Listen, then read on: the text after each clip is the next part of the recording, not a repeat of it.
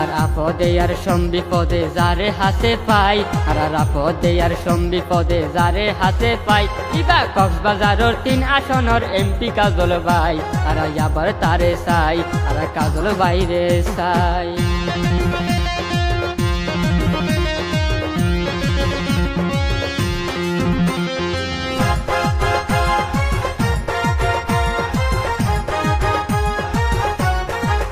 দীর্ঘ 16 বছর ধরি আসিল সৈরাচার, 16 বছর ধরি আসিল সৈরাচার।